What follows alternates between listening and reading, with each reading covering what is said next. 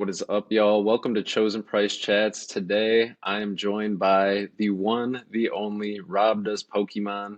I don't know which he loves more, content or Pokemon, but either way, I am happy to have him and ask him a little about both. How you doing today, Rob? I'm doing great, man. I'm doing great. Yeah, thanks for having me. Oh yeah, I'm super excited. You definitely were someone that I clicked with as soon as you came onto the Instagram. I saw your account and I was like, this dude's awesome. I gotta get to know him a little better, so I'm excited to do this. That's really kind. Thank you. Of course. So, yeah, I'm just gonna get right into it. When you're not, making awesome reels or YouTube videos, what are you doing for a living? So I'm in the wellness industry. I work with hot tubs, all season pools, infrared saunas, cold plunge. Yeah, so I actually run a sales team. I don't want to say too much, but yeah, For I sure. run a team for some of those products across all of Canada and some just within Ontario. So yeah, it's a really cool job. It's been incredible to me. I was really lucky to be on the right side of the COVID equation in terms of business, and we've had some really tough years, but also some really good learnings. So yeah, and it's honestly it's allowed me some financial freedom that I didn't have in my earlier years of being working my ass off. Let's put it that way. Yeah, yeah, that's awesome. I mean, it's always great to hear people get to come up and have the opportunity to spend more money on shiny cardboard, Yes, honestly. exactly. Yeah, exactly. Yeah, awesome. So before that, you do a lot of stuff about investing. Before that, you have a little bit of background in actually, traditional investments. Is that right? Yeah. Yeah, I do. So I mean, I've been losing money in the stock market for like I don't know, like 15 years now. Like I'm really good at Oh my that. gosh. No, I've been doing personal investing to varying degrees of success. I've had some wins and some losses, some learnings. No, I was an investment advisor. I worked for one of the big banks in Canada for a while. I was a Hmm. financial advisor. I ran a team in like when you call up and you've got an issue with your bank account. I ran a team in like in a call center or a contact center, what they might call it these days. Hmm. I did RESL as well, so I did real estate secured lending. I was actually number one in Canada for renewing mortgages for this bank I worked for one year. I renewed a lot of mortgages.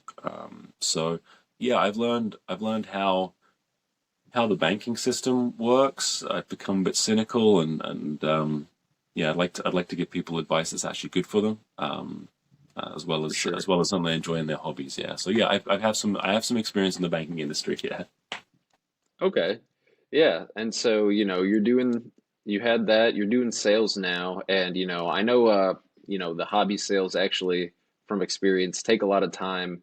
Is there a reason that you don't do sales? Because I feel like that's kind of what sets you apart to me between other investment people is usually they have a business in Pokemon and Yeah. you don't obviously. Yeah, I don't. So this is an interesting question, man, and I don't have anything against people who run their content for their business. In fact, I think it's really positive. Some of my favorite content creators do that. I think it's Mhm. great. Um, it comes down to a couple of things for me.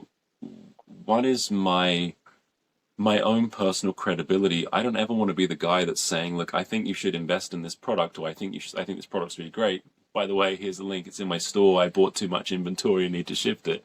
Um, Yeah. I don't want to be that guy. Yeah. And not to say everyone's doing that, but there are some people that do that. Right. Um, and also, it's a time thing. Quite candidly, Yeah. I'm at a point in my life. I have two young kids who I want to spend my time with and be the best version of myself for, and I'm not always that person. So I need to be better at that. I've been married for essentially 15 years. I got to work at that too, right? That's a thing to work at all the time. For sure. I think just like any marriage, and Hmm. I don't have time to pack boxes. That's what it comes down to. Like, I don't want to spend my time doing that. So I like to make fun, shiny things that are to me, they're like little bits of art, and I like to connect with great people like yourself and chat about something that brings me joy.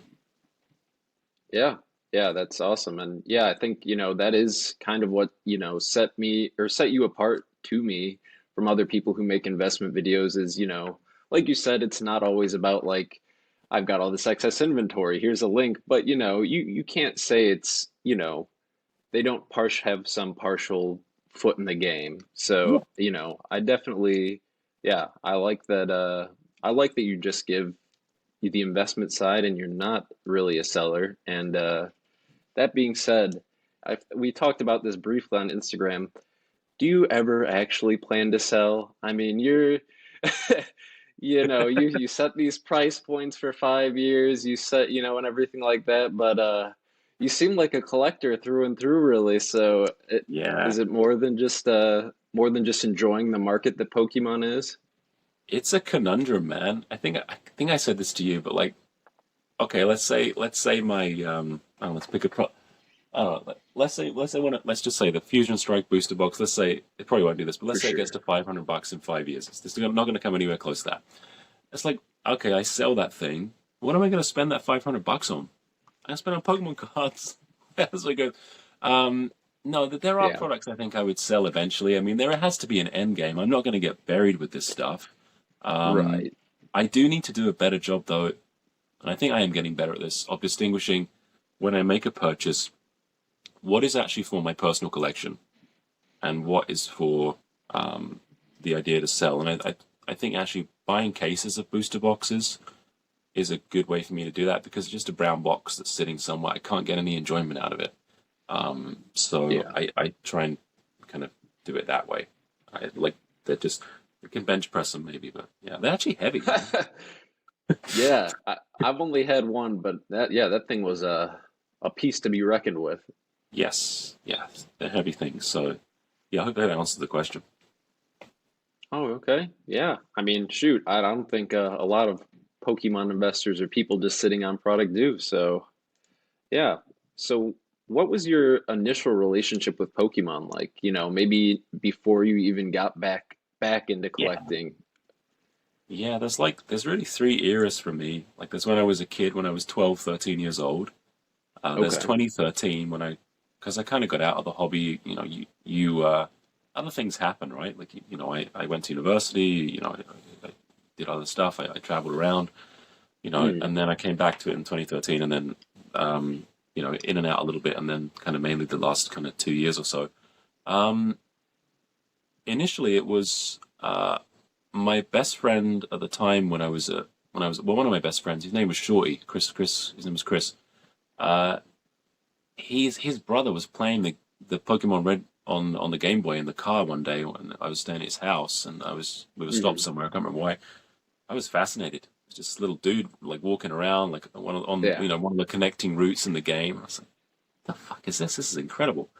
And he's like, "Oh, I can't get past this bit," and so I kind of blagged that like I knew how to do it. I had no idea, and I couldn't figure it out, but I really enjoyed playing it. And then I think I asked for it for a birthday or Christmas, and I got it from my parents, and that was some of the best memories of being a kid. Like you just laying on my bed playing Pokemon Red, looking for Mew under a truck, doing the rare candy treat. My little brother starting a new save file, and just like I go to pick up the game, and I'm in my Hmm. house. I have no Pokemon. I'm like, what's happened here? And he just Oh started a new game no. and quit. But no, stuff like that. That was it. And I mean, me and my friends used to play. Do you remember I can't remember the exact names. The really hard figures that came out that were like Ash and Team Rocket were in there, and Brock and Misty. They were like this tall, and they had the little pogs, little circular pogs with them, and they had the little stars on. Oh. We used to play this game on like at recess and lunch. We would we'd flip these counters. We made our own game. We'd flip these things around. We used to get so Uh. passionate about like who was winning and who was losing. Did it flip the right side? Did it? Yeah, we were geeks through and through, man. Like it was, it was for sure it was pretty bad, but Hell yeah. yeah, it was good. So, in 2013, I didn't really uh wasn't I'm not the healthiest individual in the world in my early years, and we bought a house. We probably overextended ourselves. We bought our first house, and I hadn't realized you have to pay like property tax and utilities and all this stuff. And I'm like, you know what? This isn't bad. I got this house. I got this free money because I didn't realize I had to pay all these other bills. And I started buying Pokemon cards again. I was like, I really wanted to reconnect with my youth. This is like 2013. Hmm. And I'm like, these might be a good shout. Like I got a feeling about these as investments, but also like I want to connect with my youth. And I bought a bunch of cool cards. Like I actually bought from the Charizard Authority, the guy that like I think Rust or Rusty or whatever, Oh yeah, that, like did TCA. all the Yep. sealed stuff. I have emails from him where he's like, I can't move in any of this stuff, man. Like I'm re-putting all my bids up because it didn't sell, and I'm like, okay. And and he's like, if you look at any of my stuff, I got like base booster boxes and stuff, and I'm like, oh man, if only I could go back and buy. Anyway, I bought like a near mint base Charizard for like 60 Canadian dollars, and I graded it and it was a 9 recently. And I remember vividly looking at the first edition and being like, 150 bucks, I can't afford that. And yeah, it's kind of funny. So to look back on that, and Yeah. that's one of the things that really fascinates me about this hobby, and maybe why I'm so drawn to it is I think I mentioned this to you when we chatted before, but when I was a kid, the cards and the TV show and a lot of the paraphernalia that came with it, they meant like everything to me. Like they were really, really special to me. Huge part of my Yeah. childhood. It clicked. But like, you know, girls at school, parents, adults, they were like, this stuff's worthless junk. Like, what are you playing with this stuff for? And now I'm older, the stuff is still important to me, and there's the nostalgia, and I still get that buzz out of seeing Pokemon. But the stuff's incredibly valuable in some cases. There's a whole economy built up around this thing that people thought was dog poo, and actually, like I'm like, okay, the stuff that was really important to me is now has this material value, and Hmm. I can talk about it amongst like-minded people that I found on the internet and friends. And you know what? Sorry, I'm going off on a tangent, but what's really cool since Hmm. making this content, what I found really really incredible is people that I haven't spoken to for like decades almost will come out and be like, that video you put up or whatever, like that clicked. I had this like Pokédex, or hey, look at this card, or like my Nice. warehouse manager. My warehouse manager came up to me, and we've always been like social with each other, but it's never been like a deeper connection. We spent Hmm. like half an hour talking about Dragon Ball Z. I'm like, this is Oh just such yeah. a cool. Like, there is a person here, and it's clicked for so many people. Like, so yeah. Anyway, I digress, but that's my relationship with it. I like to connect with people and discover what's going on. Dude, yeah, I love that. I can definitely relate to that. I mean, that is the reason I made the Instagram account is because you know, I'm sure Caitlin, my girlfriend, was and all my friends even who like Pokemon, they played the games, but I'd start talking about the cards and everything and they'd be like, "Okay, okay." And yeah, no, I love that. Yeah, I feel like a lot of us get on Instagram to do that, and I honestly couldn't be happier with, finding people like you and basically everyone else I want to have chats with doing the same thing. So yeah, I definitely get where you're coming from there. It's awesome. So yeah, so when you're getting back in this time, obviously there's a surface level to Pokemon. There's what you like and what you know you like, but how did you start to like educate yourself, I suppose, on like what's valuable or what's Mhm. investable or Yeah. you know. Yeah, that's a great question. I mean, a little bit of trial and error. Uh-huh. I mean, I'm lucky enough that I met some super cool people in the hobby very quickly. Mm, And I love talking to people. I love listening as well to what people have to say. And um, you talk to guys that run card stores. There's a couple of guys that I bought. Actually, it's funny. Like people kind of poo-poo Facebook Marketplace. I bought a couple of things from guys on Facebook Marketplace who I've become really good friends with. Um, nice. and I'll ask them a bunch of questions. We'll get chatting. I love to read and watch. I mean, there's no shortage of great content, right? So I love reading. I love putting numbers together as well. Like there's certain resources. I mean, obviously, TCG player price charting, like StockX, like all these. There's so many different resources, and you can see patterns and you can kind of work things out and be like, oh, this is what's going on. But there's great YouTubers out there, man.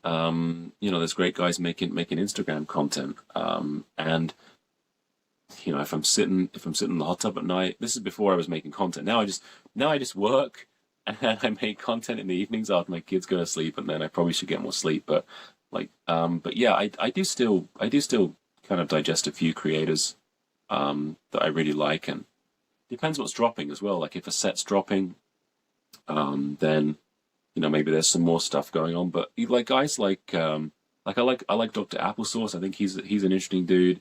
Occasionally I'll watch some PokeRev or some Mystic Rips, but I don't really that stuff doesn't resonate as much with me. That like, oh, I opened a million Hmm. packs and pulled this incredible thing. Like Yeah. that doesn't resonate as much. And you not say it's bad, but there's a guy called Pokey Oz, who you may have come across him. He's on YouTube. He talks investing.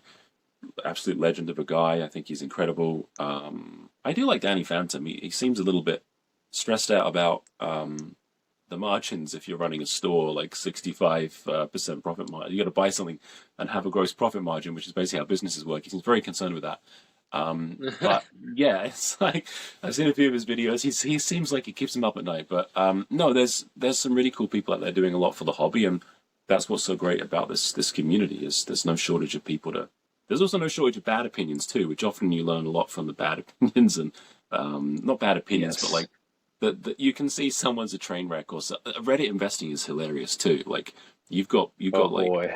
the the poke investing. Well, the Reddit investing in general is hilarious, but poke investing is so funny because you'll find really helpful stuff, and then you'll just find absolutely ridiculous threads that just like this is terrible. But yeah, and hindsight too. I mean, it's fun to go back on those threads and be like, Hmm. these guys were completely right, or like these guys were completely wrong. Like it's yeah, I find that stuff interesting. Anyway. Oh yeah. Yeah, I remember you posting a one on I think it was recently about the Van Gogh Pikachu from the Pokemon investing where Yeah, someone yeah, was just yeah, like sell, sell, sell, and then it just kept going up. yeah, yeah. But Yeah. yeah, No no, one I knows, definitely right? No one, agree. no one knows. No one knows. I mean, for sure, I don't. I certainly don't know. I make guesses, but Right. fun to speculate. But yeah. Yeah. So when you're making, when you're making your guesses, what draws you to a certain product to want to make, maybe a longer form content? Like what Mhm. drew you to Brilliant Stars for this Brilliant Stars YouTube video, for example? Yeah. I mean, there's a few things. I try not to make the same content, even though my format is very similar for some stuff. I try to mix it up a bit, but I like to talk about sets first of all or cards or products or whatever that I believe in or Hmm. that I find interesting. If I'm going to say to someone, yeah, if you've got spare money and you want to put it into Pokemon cards, here's what I think maybe might be a good idea. I don't want to give people bad advice. So first and foremost, I put content out for things I think people might want to invest in that I'm already invested in too. That I think is good. For sure. And ultimately, what people do with their own money is up to them. Don't just do it because a guy on social media told you it was a good idea. Um, but yeah, and sets that interest me and maybe I want to learn about a lot more. Like I had a lot of fun ripping Brilliant Stars. Like I knew about that set, but I never did a master set on Brilliant Stars. Hmm. And I was actually surprised looking back through it and being like, oh wow, there's so many other cards in there. I completely forgot they were even in the set, and I was like, wow, this is a really freaking good set. Um, I did a video on shiny treasures, and Japanese is an area that I like to invest in because they do really well. But there is a big knowledge gap for me there. I don't speak the language. I don't understand everything there, and that's been nice to get to know a few content creators that are based in Tokyo, and I ask them questions and I learn things. So I'm kind of paying down my ignorance tax, so I can give people maybe some better advice, and I'm learning all the time too, man. So yeah, Yeah. just so to answer your question, stuff I get a kick out of, stuff I believe in, and stuff that I can learn something from while I'm doing the content as well. Nice. Yeah, absolutely. I love that. You gotta, I can definitely tell you have like passion about your about basically every video you make. So that definitely makes sense. That makes sense. So what is your like PC looking like? What like not like what is every card you have, but like what do you collect? What do you prefer? Yeah, so I like I mean, there's things I've completed, right? So like I have like base sets and um, up to like end of kind of like the gym leader stuff. I do like slabs. I got to be honest with you. I do like Yeah. slabs. I mean, it depends what's going on as well. Like, I'm enjoying collecting like some of the nice alt arts from Swisher. I like that in slabs. Hmm. Um, I mostly get tens. I do some of the I do some trainer cards. I'm not big into the trainer cards, but mostly like I'll do those in nines. So what I'll do is if like like a Moonbryon or a Rayquaza or some of those big alt arts I'll get in tens, but like if it's just a card that I like and I'm maybe one day I won't sell it like that. Like if it's just a personal collection, I'll usually get nines because the nine is basically perfect. And like in ultra modern, they're so cheap. They're like cheaper than the raw copy often, or like an eight Yeah. even. Like you get a really good card, so you can still enjoy the artwork. But my favorite is seal product. I love displaying seal product as a collector. I like Nice. the seal product to me is it's almost like a Schrodinger's cat kind of thing, but like in a Yeah. good way. It's like it's in there. The big card is in there. It's the promise before you rip. That's that moment, the anticipation. That's what it is, and you've always got that, and there's always the hope, right? So, and I just like there's some gorgeous designs, like even boxes that probably aren't going to be worth like a huge amount more than they are now, like the Fusion Strike ETB. I love the artwork on it. I love Mew. I've got a bunch of stuff. Like, yeah, my basement's super messy, but like there's loads of boxes kicking around everywhere, and Oh yeah. in the cupboards. Like I like the artworks. I really do. Like I feel drawn to them, and yeah, so I like collecting sealed product. Nice. All right. Yeah. So I know I haven't seen it in a while, but when you first started making Instagram content, I think maybe your wife was your camera person and she'd mess with you a little bit. But how does your wife feel? And then you've also made some jokes about, I'm selling my collection because of my wife, which I doubt is the case. How does she really feel about the collection? Yeah, my like yeah, she's awesome. She's incredibly supportive. Hmm. She tells me when I'm doing too much. I don't always listen. I'm very lucky, and I joke about her being like, oh, I hope she doesn't find out. Like she knows. I mean, she Right, knows kind of the right. amounts, and um, she's just awesome. She's not into it at all. It's not her thing. Like she's Yeah. not into Pokemon. She's not. That's not her thing. But she's very supportive of it. She gives me lots of great feedback. She watches everything I do, gives me pointers, makes me, I think, a better creator. And yeah, she likes to mess with me when. So I had to buy a tripod, obviously, because she kept. She's like, "Hey, you want someone to be a camera person? Like, you got to pay him like a camera person. Just get a tripod." So yeah, Oh, I was that's trying to hilarious. film a reel of me like me nodding in front of the Christmas tree, which is like the simplest thing, and she just didn't get the angle I wanted, and it was just yeah, it was a huge thing. So yeah, she's not super involved in the filming anymore. Uh, yeah, that's awesome. Yeah, I feel like you know, when it's important. When you have a partner in your life, it's definitely important. The transparency and like the understanding on both sides, basically. So that's awesome. Um, yeah. So along with uh your PC, do you have master sets? I know you collected a master set of 151. Mhm. Do you collect master sets of basically every modern Pokemon set that comes out, or is it just I do not. So I did like I have all the base stuff I talked about, and I'm proud of those. I did 151 because I was really excited to do it. I wanted to collect and feel like I was reliving some part of my childhood again. Like I think a lot of people can relate to that. for sure? Like I would have loved to have gone into WH Smith's when I was a kid and just freaking start like buying booster boxes and ripping them at home and filling up my binder. Like oh my god, that would have been incredible. Like I was lucky if I had enough to buy like one booster for like £1.50 or whatever. And I remember vividly like pulling like a Doug trio and being like, "Damn it, what a waste of money." Um, Yeah, I did Obsidian Flames because I couldn't wait for 151. And that's honestly those are the only master sets I've done. The rest I would have like some cards in the modern era. Like it it actually um it doesn't appeal to me as much as like having certain things to display For in the sure. modern era because I don't have I don't have the same affinity with the cards. If that makes sense. A lot of the newer Pokemon, like, there's over like thousand Pokemon now. Like Yeah. I stopped playing the games. I think it was XY. Was the last game I played all the way through. I mean, just mostly because of time. Yeah. And some of the newer Pokemon, I mean, candidly, I can't relate to them uh, at all. It like looks like a cool thing, but yeah, I mean, I got to play. I clearly got to play Scarlet and Violet and get into it, but it's finding the time. So Yeah. I'm kind of feel the same way. I don't want to. It's just my personal opinion. Don't find the time for Scarlet and Violet.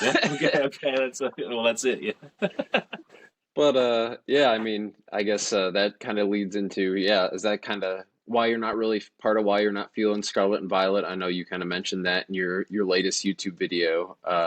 Not really yeah. too fond of the sets. I maybe spoke out of turn. It's not like it's not garbage, but there's we live in a time where there's this incredibly like the textures, the artworks. They really have never been better. I think, objectively speaking, um, Yeah. there's just it just feels like there's so much. There's so much volume. There's so many sets, and you're never going to be able to please everyone. But I'd rather see. I mean, this Blue Sky as a collector and an investor. I'd rather see like them put out two sets a year that just like absolute like they put everything they can into it. It seems like they spread a lot of stuff out to kind of milk it.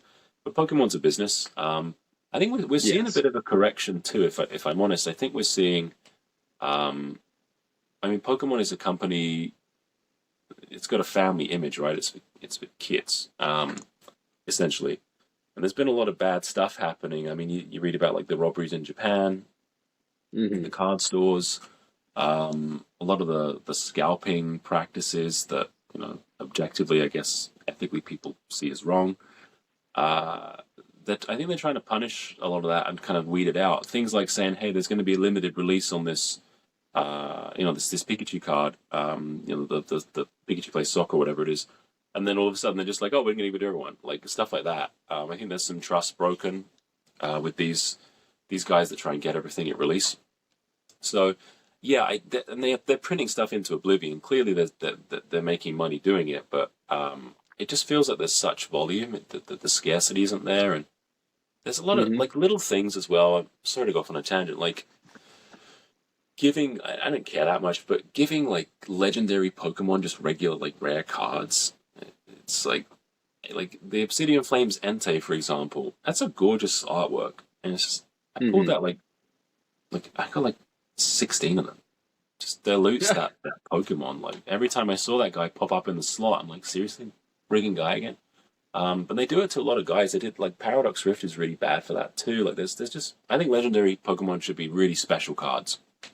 Um, and then there's like the Charizards. They print like not they print. Sorry, there was like I think like 9 or 12 Charizards that came out like last year alone. Yep. Like I Yep. think the really special Pokemon. I mean, every Pokemon's special, but like they're really like the top tier ones, the S tier guys. Like they shouldn't be getting all these cards all the time. Like it should be that's the one, that's the special one, the full art Zard or whatever it is. That's your one or two for the set for the series, right? You get a shiny one, a regular one, whatever.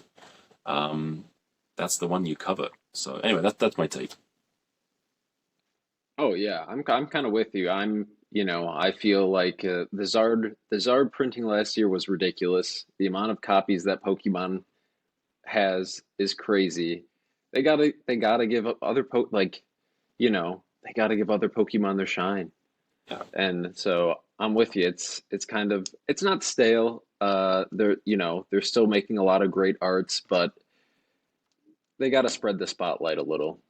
I think so. I think so for sure. Yeah. Yeah.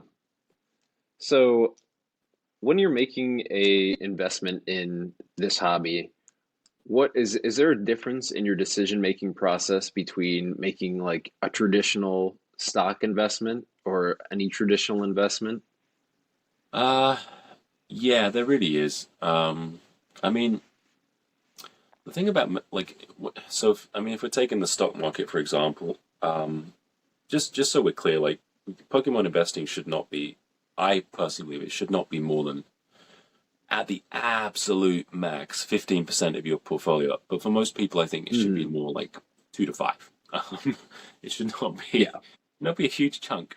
And people may disagree. You know, if it's a business that you're running, I think that's very different. That's not included in that.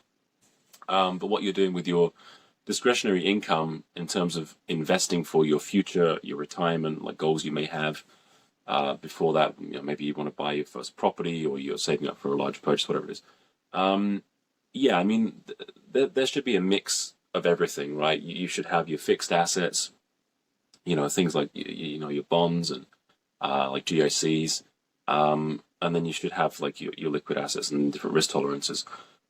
So yeah, with stocks, you get financials, you get quarterly projections, you get like there's an abundance of news articles you can read with facts in them about the company.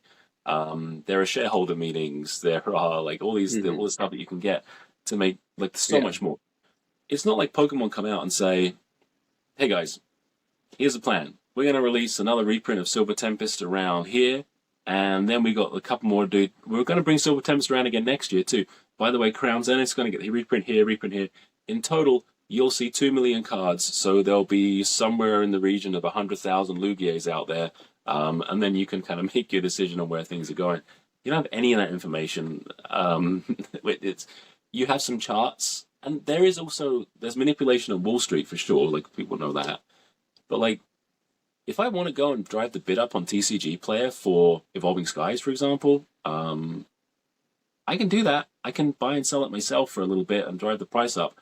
Oh wow! Like Evolving Right. Skies, all of a sudden there's $1,000 the last few bids. Like, and then I go and sell my cases off to guys for more money. Like that's possible too. So yeah, there is a big difference. I mean, it's a hobby, and I'm fully prepared to lose all of the money in Pokemon cards and just be left with product that I enjoy. So Yeah. I think you have to accept that because it is a high risk investment. No matter what people say about base set booster boxes being like the blue chip stocks, they're not. They're not. Nothing's guaranteed in life, right? Except the end of it. And Hmm. yeah, you can't bank on it being something that's going to be your retirement fund, right? You should have a mix of things. So that's a very long-winded way of saying mostly I buy on some projections. I can see the information I have, but there's a big emotion part as well. Like I see like do people like it? How do I Yeah. feel about it? And where do I think things will go based on where they've been before? I mean, I think that's all I can do anyway. Yeah. I definitely I'm with you. I think a lot of people will say kind of similar things where it's don't put anything in where you're not okay with it going to zero. And if it does, you got some great product to rip or great displays. So I don't think it's going anywhere though, No, I near agree. zero at least. No, I don't. I Yeah, I do don't think think, anyone's listen. yeah, Yeah, that's. I don't think that's happening. But if it was to happen, hey, I got some cool stuff I can open and enjoy. yeah. So along with like just your love of Pokemon in general, I feel like I've gotten from you, you love like just making content and you make great content. And I think it shows a lot by you honestly the growth of um your Instagram. Like me and my buddy Jay Nieves, Josh, he helps with Chosen Price a lot. We were talking about it like when we first started talking to you or when I first started talking to you, I think you were at like 500 followers and it was like 2 or 3 days you were at 1,000. He was like, "Damn, it's because you make some kick-ass reels." Like, Mhm. what made you decide to start going for like just the route of like great content or focusing on like making very good content because you do make very like good content. It's good info Yeah, and thank it's you. like very well presented. Yeah, it's really kind of you to say. Yeah, I mean, I at my core, I enjoy it. I mean, I worked like a dog during COVID, man. Like it was, I worked really hard. I was rewarded for that. But I have two young children and who are awesome. But like parenting's tough, right? And at Hmm. the end of the day, I would spend my time scrolling. Uh, you know, I felt like I was just deteriorating mentally, and I've always been a very creative person. And Yeah, I'm like, you know what? I'm at a point now where I'm doing all this stuff here, for lack of a better expression, with my right hand. Like this is kind of my work, my life, and kids and family. And then I've got this kind of other side of my brain, this creative side of my brain, my left hand, that's just not really doing anything. It's just like I have this like fire here to do something, and I'm like, what can I reasonably do that would make sense to me? What can I grow as well that is something of my own, something that I own? I've always wanted to like have my own business or do something myself, but for hmm, various reasons, it just hasn't. I haven't felt the push to go out and do it. And this was something I thought, I'm going to try and grow an Instagram. I'm going to see if I can grow a following, and if I can make content that is funny, useful, and entertaining. And I just started to mess around. As my early reels did, well, most people, I was learning how to use Instagram. I was learning how to make reels, and a couple. My wife said to me, she's like, "I don't know if people are going to watch this investing stuff." And I'm like, "Yeah, maybe." I think I made a reel. I remember it was like my reels were doing like 220 views, something like that. It was they were not high views. for Um, sure. and then I made this reel on should you invest in the Lugia from Silver Tempest, and it was like 2,000 views in an hour, and I was like, oh wow, that was like the moon for me. Like from where I've been, and I was like, I really enjoyed making that reel too. It took me days to like figure out in CapCut how to like line the text up, and then I got going, and I did one on Evolving Skies, which did really. I think it's like for me. I mean, there's guys that have millions of views and they grow really fast, and that's kind of the top end. But like it was like a 40, 50,000 view reel and loads of shares and comments and stuff. And I realized that was kind of what my niche was. And then I did a reel on. I had this idea to open packs, and it was just like fake opening packs, like the despair of just getting nothing. Like you start off and it's like, yeah, everything's gonna be great. I'm opening this set, and then you like keep pulling the same Blastoise, like by Yep. pack 50. And it's funny because I shot that reel just really quickly one night, and I was editing it, putting it together, and I was like, this is garbage. Like this is so stupid. And I was close to just throwing it in the bin, and then there's an account I follow that I've shared with you.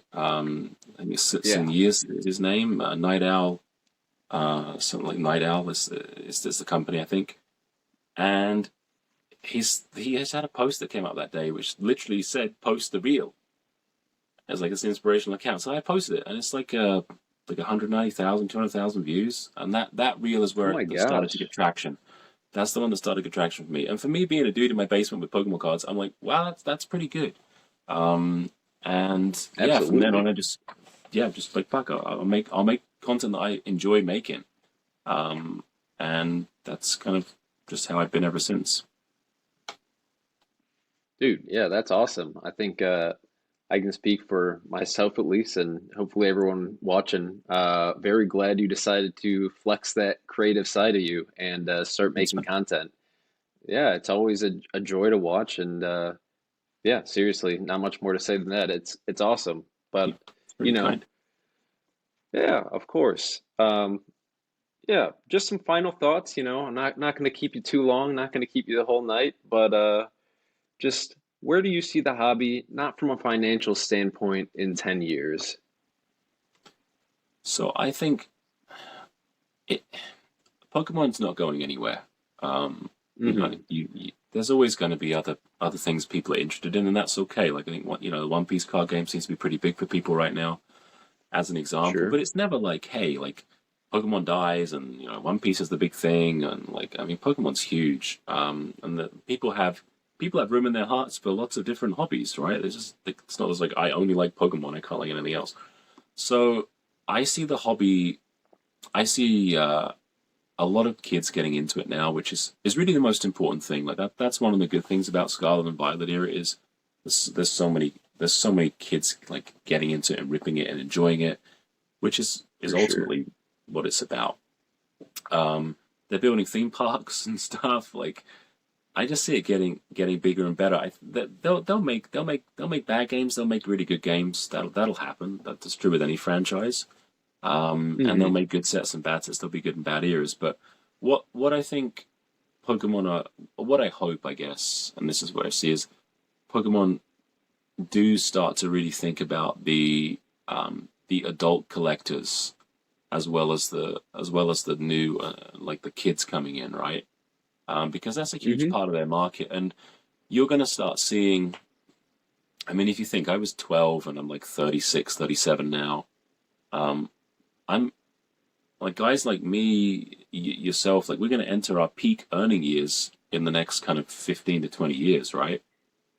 How do you Right. give back to that community that supported you like for 50 years at that like 50 years, right? Start releasing products that actually it's not just a price gouge like a that classic collection box, like Yeah, start to kind of that's what give came to back. Yeah, mind. it's like so that's the route I hope they go. I hope they start to see that, For and sure. I hope the waifu thing goes away. um I hope Dude, that. thank you. Yeah, I'm all about Uh, trainer cards being cool, giving full arts. I'm not into like marrying my throw pillow and paying 10K for a Lily PSA 10. Yeah. Anyway, I think it'll be going strong, and hopefully some of the crappy elements of the hobby are gone. yeah, I love that. That's a great take, man. Well, awesome, man. Rob, thank you for taking the time out of your night from being a husband, from being a dad, from being a hardworking man that makes content, and giving me a little bit of that time for an awesome interview. Yeah, of course, man. Any time for you. Like you've always been someone who's supported my content. You've helped me. I love what you're trying to grow here, man. And anything I can do to support you is always just let me know. Oh, I appreciate that, Rob. That seriously means the world, and seriously, people like you. That's why I started Instagram, so couldn't be happier to having these conversations. Awesome. All right, man. Thank you so much. Yeah, follow Rob on Rob Does Pokemon on Instagram and Rob Does Pokemon on YouTube. Thank you for watching, everyone. Hope y'all have a great day. Peace.